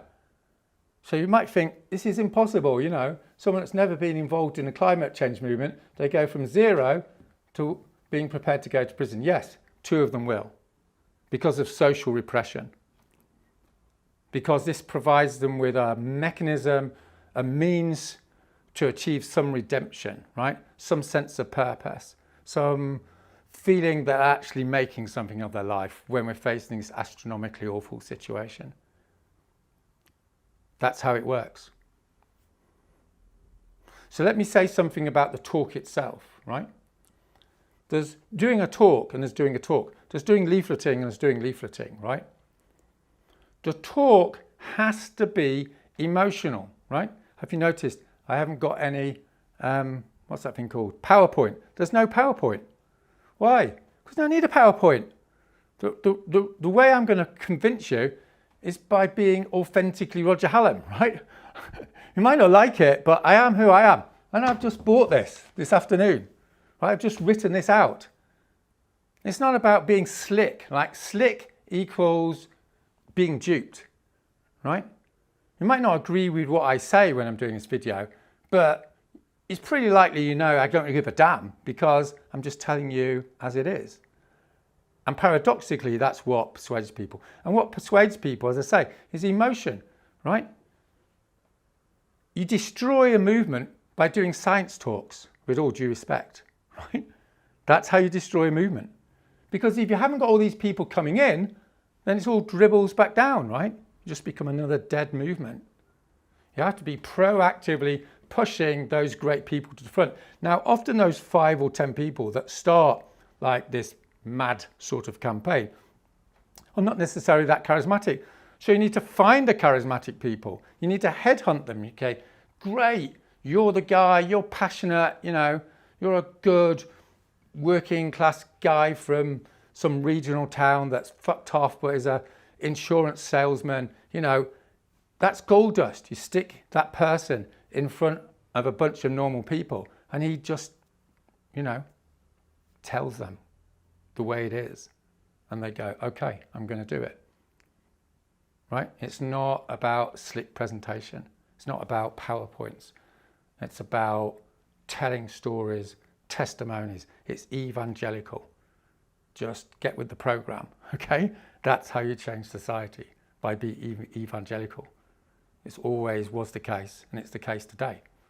So another little slight tangent on this, another little breaking a taboo, as it were, is, yeah, it's not about being rational. It's about being emotional. Also, it's not about movement of movements, right? With all due respect.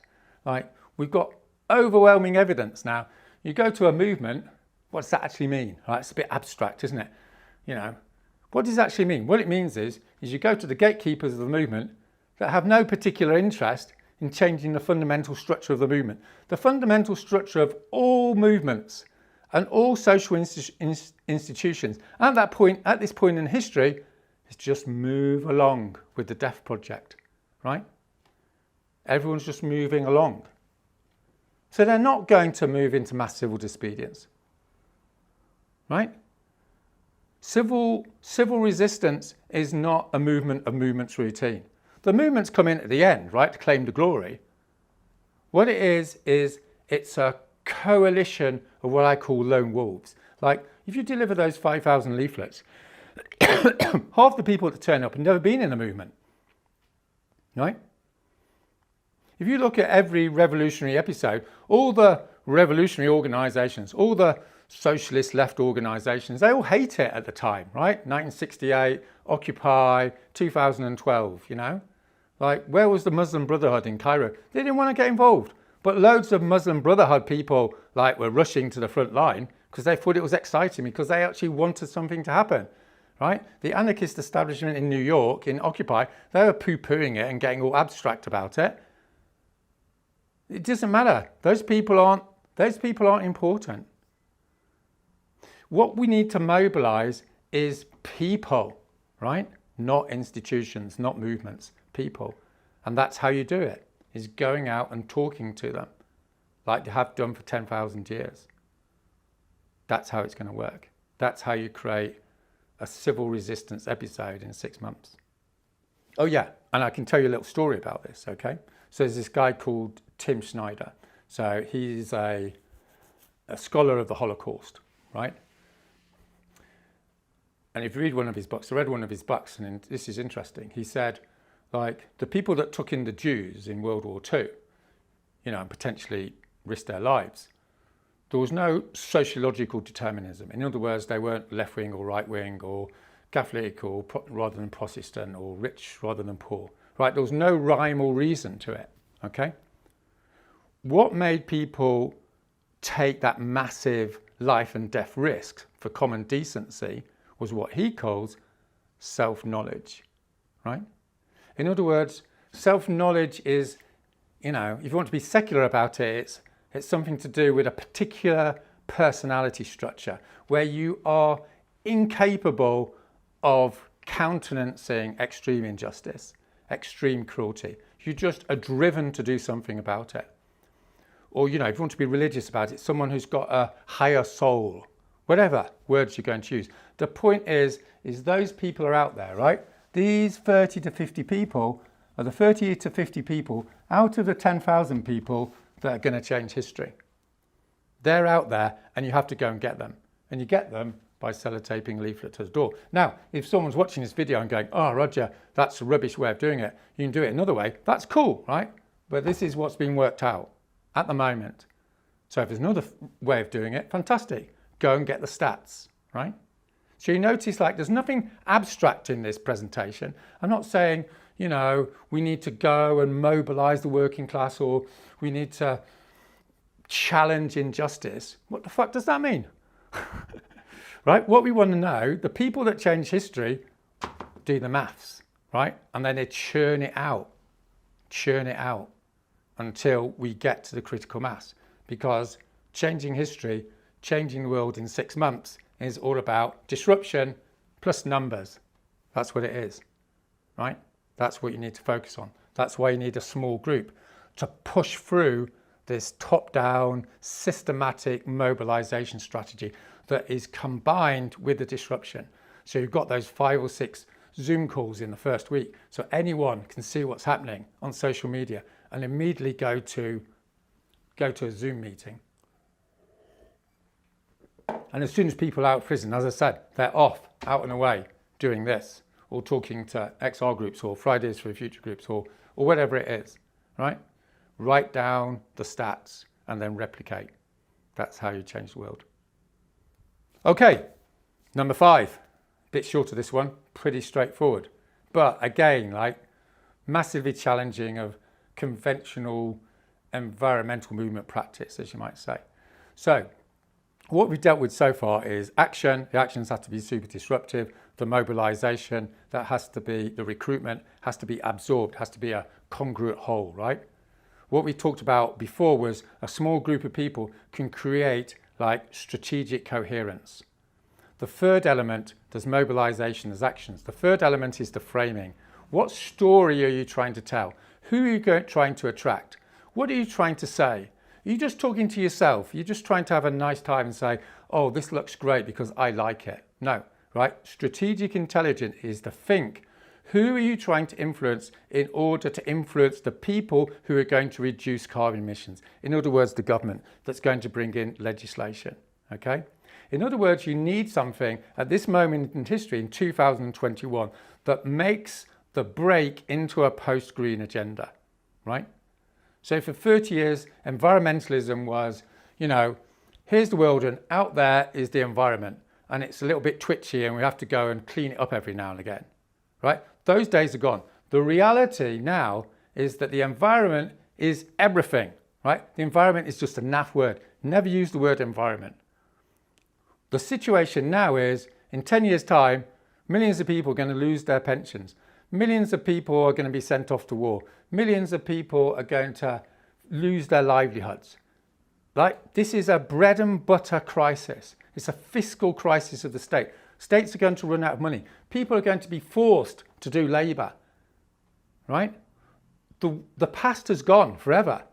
We've got 3 to 4 years. That's what Sir David King is saying. That's what he means. Until we see the breakdown of societies, okay? So that's a concern to conservatives, it's a concern to liberals, it's a concern to everyone. So what this means is if you're going to be smart, the fifth thing you have to do is create a demand. You need to create a demand anyway, because there's no point blocking motorways and what have you and just going, there's a climate crisis, we're upset about it. Everyone knows that, right? That's performative. What you have to do, and all the geniuses and masters of civil resistance and non-violence over the last 150 years, there is a demand, okay? A concrete demand. And the demand has to have broad appeal. You know, this is why Gandhi did the Salt March. The people in the Congress Party were going, salt, you know, what's that got to do with independence? It doesn't matter. It's popular. Everyone in India understands that it's an outrage that they're taxed on salt. Then make the campaign about that. So there's a campaign in the UK at the moment. It's about insulation, right? Loads of people, you know, in the environmental movement are going, insulation sounds boring, you know, I'm more bothered about, you know, dolphins and whales. That's great, right? I mean, I'm an organic farmer. I care about subsidies for organic farmers. That's my thing. No one gives a shit about organic farmers, right? No one's going to give me a subsidy. You've got to be smart. You've got to think what's popular in the UK. Insulation, right? Provides jobs, right? It's the massive reduction in carbon emissions. It stops people dying in the winter. If you're in a country, design something that's going to appeal. Maybe it's something about firefighters, right? Maybe it's something about responding to floods. It's like at the forefront, it's practical. That's number 5. Be smart about a demand and make a demand. And number 6, number 6 is make a demand that's winnable. Now this is so smart and so like not often done. And a massive part of maturing the civil resistance mechanism is to start off with winnable demands, right? In other words, just strategic. Don't start off asking for the earth, right?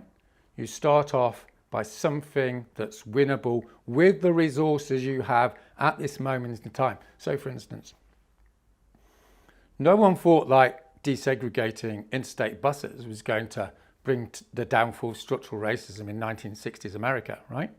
So why did they demand the desegregation of interstate buses? Because they could win it. So the mass psychology of a win is everyone goes, oh my God, civil resistance, civil disobedience has won something. Fantastic. I'm going to do it too. I'm going to join in, you know? Like in April 2019, we demanded like the government creates a climate emergency, right? And it did. And 50,000 people joined, okay? Because we took those massive risks, remember? Okay?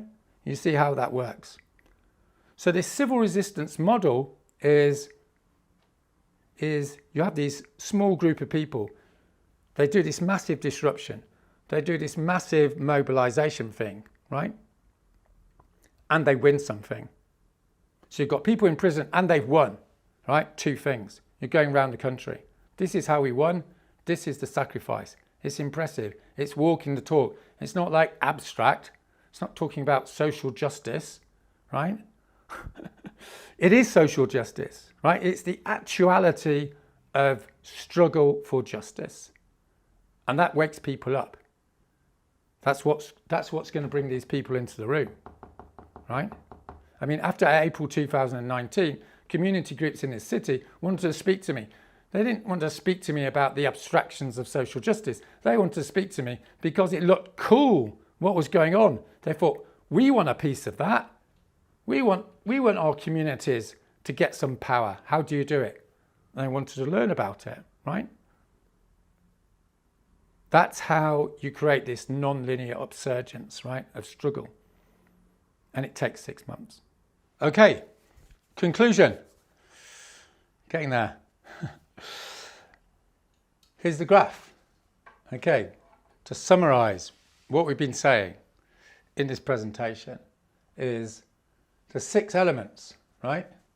And it's radically non-linear, right? If you do 1 element, 2 elements, 3, 4, nothing's going to happen. It's going to look rubbish. So when you combine all the elements together, you get into the 6th element, or maybe the 5th, and you're doing them all, and you've got your small group organising it properly, whoomph, you hit takeoff, right? Hit something exciting, it excites people, it's congruent, it's strategic, it's organised, it's sexy, it's like going somewhere, it's fast, it's furious, boom, right? And you hit a point, right? And we know where that point is. We can actually specify it, right? It's 3,000 arrests, 300 or 400 people in prison in an average Western country. There's an actual point we know which will force a government in the ballpark of legislative change. Maybe even a change of government, right? Because once you get up here, you're throwing a dice on a massive uprising. You don't know. But what you do know, and all you need to know, is you need to throw the dice by getting those 6 things, right? And that requires a small group of strategically organised people to design it. And if you can go to a movement and go, this is it, and they agree, fantastic, but don't waste time because we've only got 3 years. If they're not going to do it, if they want to water down various elements, if they want to spend a lot of time doing it, fantastic. In 1980, why not? In 2021, catastrophic, catastrophically disastrous, right? So this whole presentation is based around you watching this video. And lots of people will go, oh, you've got 5 people to help you, isn't that nice? No. When you've got 5 people to help you, you're halfway to changing history, right? Most projects die before they get to the 5 people. Once you're on to 5 people, pretty quickly you're going to be on to 50. The same amount of time you'll be on to 1,000, and in the last 2 weeks, 1 million people turn up. That's what the civil resistance model says, right? This is time, right? It takes you the first 3 months to get your 5 people. This is 6 months. Maybe it's faster, maybe a bit longer, but that's the ballpark. That's what the historical record says, right? Those 12 people went down to Alabama. There was only 12. They were about here. But once they had actually got down there, they were halfway, right? They were halfway to success. Because after that, it wasn't exactly plain sailing, but it was on the go, right? Whoosh. What brought that up was the mobilization process. This is the bit about selling the vision of some congruent strategy that's going to get you to the jackpot. And everything has to be directed towards that objective at this moment, okay? Because we haven't got time. What that means is, and people misunderstand when I say this, is people have to be prepared to engage in civil disobedience, to be arrested. People have to be prepared to engage in civil disobedience to the point of prison. People have to be prepared to give up their jobs, lose their, family relationships, right? Lose their housing. People have to be prepared for that level of sacrifice. Otherwise, we're not in the ballpark, right? Of causing the disruption that's necessary. Now, I'm not trying to say that because we're all afterwards going to go back to some, caveman society, right? After we've got out of the prison, then everyone can go back and get on with the job. So you think about like the beginning of World War II and Pearl Harbor, right? You had this massive transformation of American consciousness from, not particularly wanting to be in a war, and then suddenly they were. And then once that point of Pearl Harbor had happened, the whole of the American economy changed. So that's what I'm saying is, once we've won, then all the engineers and all the academics and all the doctors and all the professionals and all the working people, everyone's going to have to work together to get this shit done ASAP. But none of that's going to happen unless someone forces the prison door open, right? None of that's going to happen because the system as it exists at the moment will not do the job.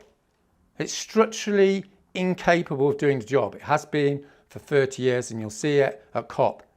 And every year that goes by, what it has to do becomes astronomically more costly and outrageously dramatic. That's what 3 to 4 year means.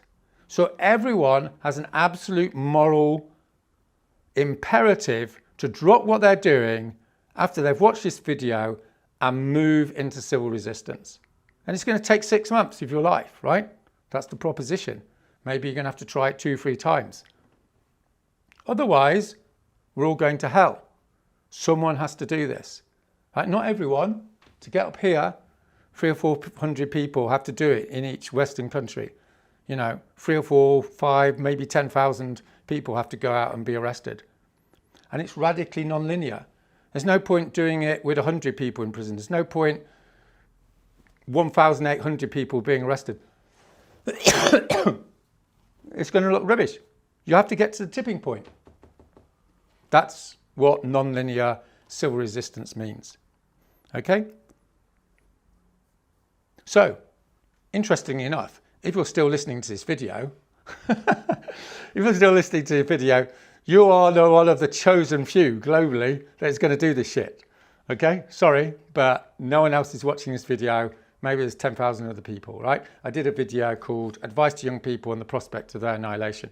And we looked at the graph, and it was like about 120,000 people watched the video, but the only people that finished were about 10,000. In other words, loads of people are going to watch this video and they're just not going to get it, right? Because they're not the lone wolves. They're not the people who are taking Jews in World War II. There's only so many people who are going to do this. And the only people that are going to do it are going to be the people that have just watched whatever it is, a 2-hour video, and got to the end, right? Not all of you, because some of you might have just woken up or something, I don't know, right? But most of you are in the ballpark. And I know what you're thinking. You're thinking, oh, Roger, no, I can't do it. I'm just a normal guy. I don't have much skills. Well, tough, right? Because you're the only people the cosmos has got at this moment. You see what I mean? I was an organic farmer. I didn't want to be doing all this stuff. And I thought, well, no one else is doing it, so I'll do it. So I don't know whether I'm good or bad at it. And if someone else is better, that's fine, right? What I'm trying to say is you're the best bet that the next 10,000 generations have got, right? So tough. You're just going to have to step in to out of the comfort zone and start doing speeches, start doing 50-hour leafleting weeks, and you're just going to have to keep at it. Because if you don't, no one else is coming, right? That 90% of people that haven't got to the end of this video, they're not going to do it because they couldn't even get to the end of the video. So in terms of practicalities, right, this is a totally practical situation. The practicality is you've got to go off and do this, and it might fail, right? Maybe there's only a 10% chance of that happening. That's the way the world is. But it's better than a 0% chance of doing nothing or doing all the performative stuff. Okay, so you're going to have to do it and then fail and pick yourself up and do it again because there's no alternative, right? And I think there's 2 ways of doing it. You either start it yourself, you're watching this video and you're going, well, I'm just in some small town in some little country or whatever. Fine, just get going. Or if you email the email below and, that's what you want to do, then we can put you in touch with groups around the world that are springing up right? Post-COVID, they're springing up all over the place, following this methodology, right? It's not like they're following my methodology. This is the methodology they've developed and I'm communicating it to you. In other words, like, this is common property. It's not like you need to email me and ask me permission. You can take this video, you know, and decide it's a bit rubbish and go and do like posh versions of it, or, you know, do your own graphics or put it in your own language or your own words. It doesn't matter. Like, get it out there. This is, in my scholarly opinion, like the best bet, the best practice, the best orientation. And once you get in touch with the other groups around the world, they can give you, you know, the details of how to do a talk, or, you know, what to say people, what sort of sellotape to stick on the door, you know, all these little details. Okay. So yeah, it's a common effort. So it's last two things to say. You know, to sum up, situation is beyond bad. It's beyond bad. Okay. That's just the way it is. That's what I'm trying to say in this video. And what I'm really trying to say in this video is what, you know, Mandela said, or I think he said, which is some variation on the theme, which is our greatest fear is not of the powerful. Our greatest fear is of our own power. Okay? That's what I'm saying to you in this video is, you are absolutely powerful. You absolutely can do this stuff. You know, there's no excuses. That's the way the world is. So good luck, and thanks very much.